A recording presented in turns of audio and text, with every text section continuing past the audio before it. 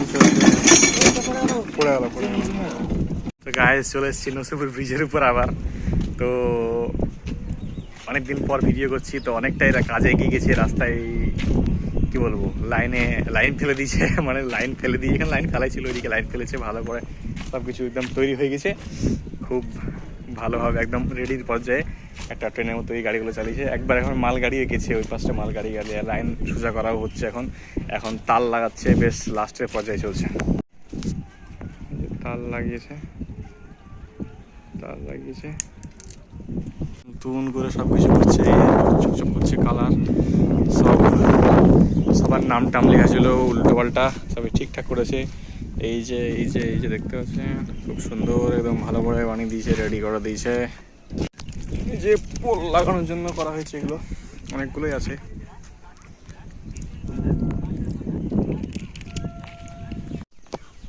তো আর বেশি দিন নাই, আর 1 থেকে 1.5 মাসের মধ্যে এখানে ট্রেন চলবে আশা করা যায়।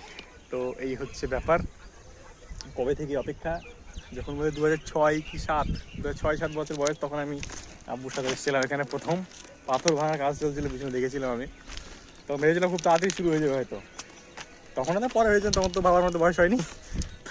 কিন্তু লেট করতে এত লেট হয়ে গেল। অনেকেই এখন 2024 সালের প্রথম দিকে চলবে, এখন 23 সালের লাস্ট দিকে চলছে। তো যাই হোক, এই হচ্ছে ব্যাপার। সামনে এই দিকটা পুরো মুর্শিদাবাদ স্টেশন থাকে, মুর্শিদাবাদ জাংশন করা হচ্ছে যেটাকে। আর এই পাশে আছে আজিমগঞ্জ জাংশন। তো এই দুটো স্টেশন হবে, আশা করা যায় খুব তাড়াতাড়ি ট্রেন চলবে। যাদের বাড়ি মুর্শিদাবাদের ওই পাশে তাদের লাভ আছে, আমাদের বাড়ি জিয়াগঞ্জে, তো আমাদের কোনো লাভ নেই। আমাদেরকে আজিমগঞ্জেই আসতে হবে কোথাও যেতে গেলে।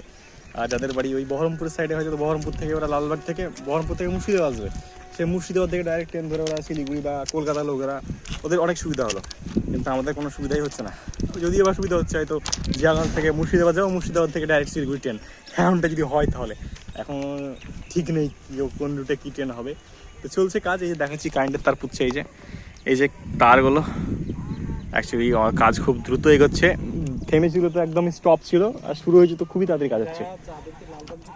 তো এইরকম ফাস্ট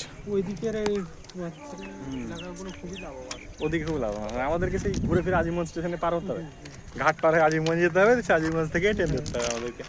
একই ব্যাপার। এইদিকে সুবিধা আছে কলকাতা লোকেদের, ওরা ডাইরেক্ট এই দিক থেকে চলে আসতে পারবে, ডাইরেক্ট ট্রেন ধরে একদম ডাইরেক্ট শিলিগুড়ি বা দার্জিলিং যেতে চাইলে ওই পাশটা বেশ ভালো পাওয়া হয়।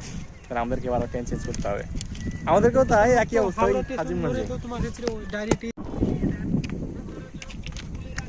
এখানেও ভালো ভিড় আছে, ওই পাশে কমে গেল, তাই ভিড় অনেক ভিড় আছে এখানেও, কমে গেছে তাই, তাহলে আরো বেশি ভালো।